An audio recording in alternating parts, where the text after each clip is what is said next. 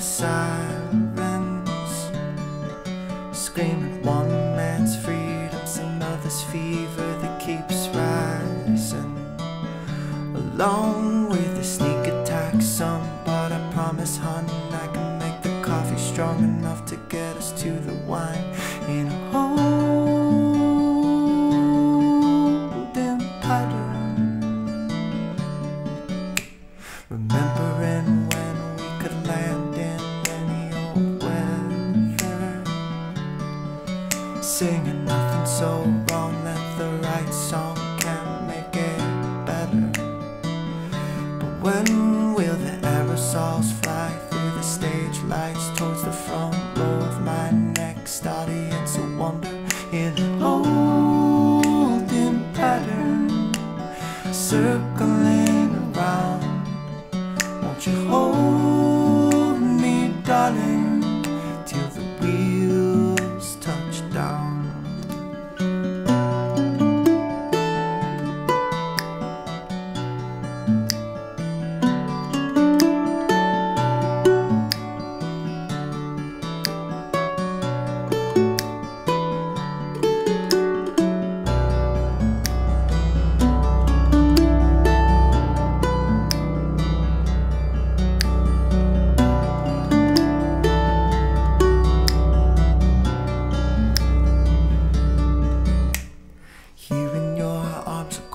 Of alarms sounding like vespers, your lips to my ears, don't forget we're alone in this together. Glory to every true love, as it once was, as it is now, and just might have to be forever. In a holding pattern, circling around, hold me and I'll hold you, darling, till the wheels touch down.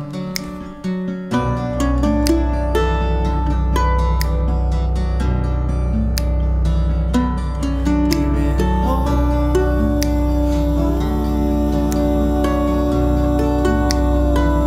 holding pattern.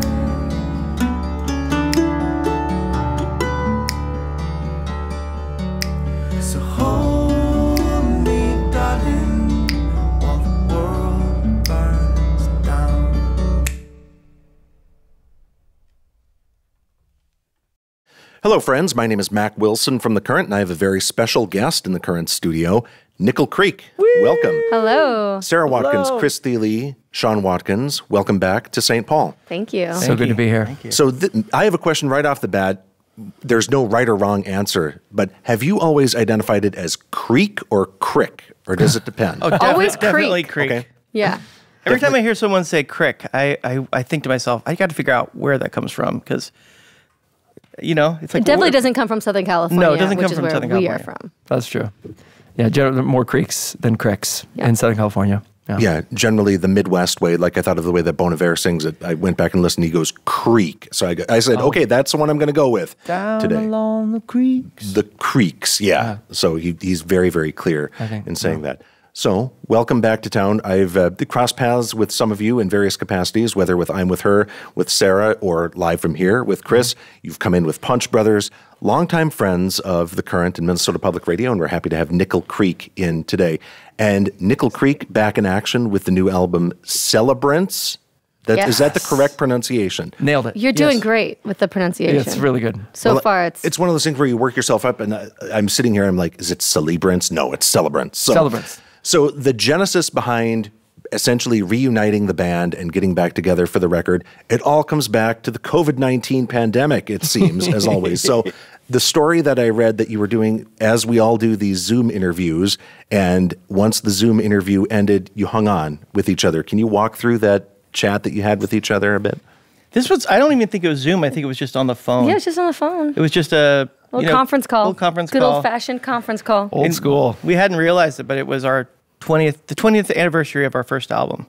And NPR ended up writing a really, really sweet thing about it. And we did an interview for it. And afterwards, we just kind of hung out. We're like, hey, it was us being playful again, and we hadn't been on the phone, 3 of us, for a long time. And yeah, that's kind of what started the conversation, I think. Yeah, probably because no one had to say, you need to unmute yourself. Just like the spirits were high. It's just like, this is going so well. Let's let it ride, make a record. You hadn't become completely burned out by Zoom interviews yet at that point. Well, no. I mean, we probably were, but since it was an actual conference call, it was just so good. So easy. So nice. So easy, yeah. That we were like, maybe making a record will be so nice and so easy as well. And it was so nice. It was not so easy, but it was so nice. So a couple of weeks ago, the band Joseph came in, where they're 3 siblings. Joseph. Yeah, they're Yeah. wonderful. Yeah. Wonderful conversation, wonderful band as always. And they were talking about the writing process, how each of them submitted different ideas, and they did collaborate on Zoom through the whole thing. And I asked them, did you put together the harmonies on Zoom? And they said, no, absolutely not. We actually did do that in person. So how did your writing process go, like pandemic-wise? Did you get together in person, or were you putting together these incredibly intricate instrumental parts on Zoom? No, I mean, there was no Zoom as a part of this whole process. We were able to, because of the pandemic, we were able to be together.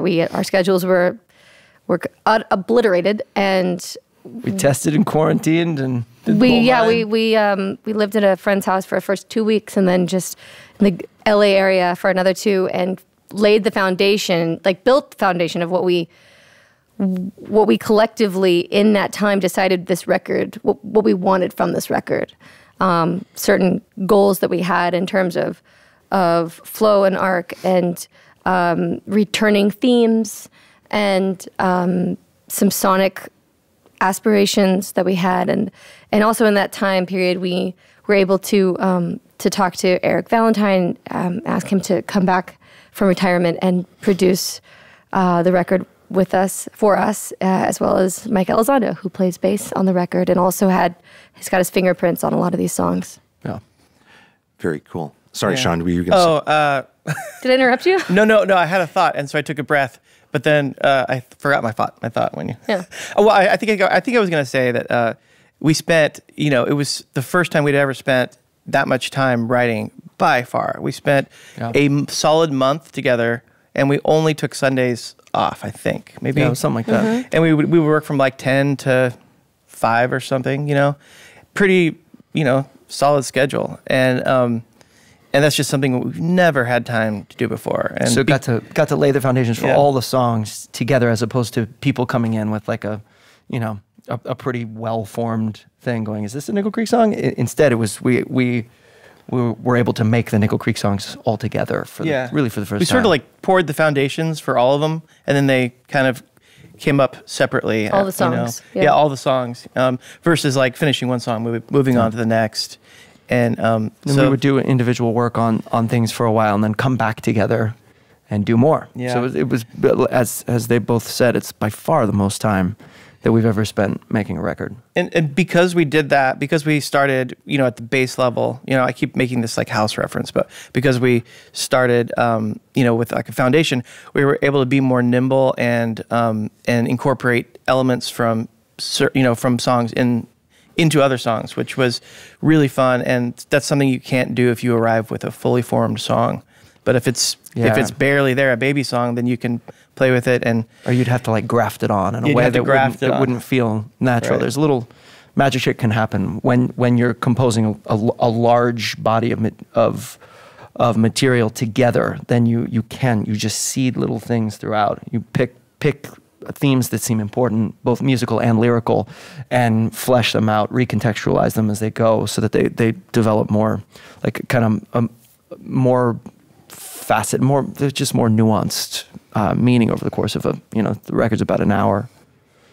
So from what I'm hearing, like going back 20 years to the beginning of the band, this is almost like harkening back to like a CD that you would go out and buy, and it's almost meant to be listened to in one piece, 100%. rather than on shuffle on Spotify or other streaming platforms. Yeah. This is a cohesive body of work that all these songs are speaking to each other. This is the impression I get. Yeah, 100%. Yeah. And we know that a lot of people will, on purpose or on accident, listen to the album in shuffle, which is the nature of streaming, which is fine. But we made the effort. We decided that regardless, we wanted it to be its best self or be its fullest vision of itself with the sequence and with these lovely little connective tones and chords and notes that really set up the next song. And so if you listen on shuffle, might sound like a given song starts very abruptly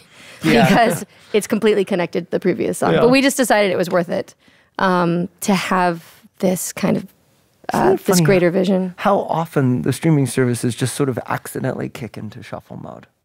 And they're just in I find it's hard to get it to not be shuffle. Yeah. It's also like it also like that's a way that it could have affected our songwriting a lot. Like Spotify could have affected our songwriting had we chosen to just appease the assumption that it's going to be in shuffle or individual songs, you know.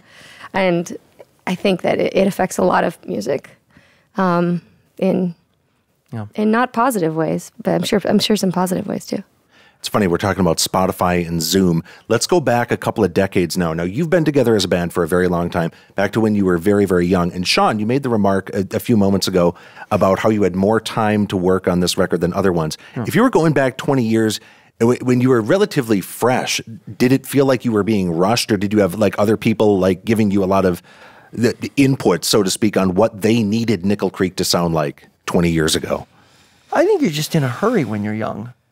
You just want things to, you just need everything to happen all at once.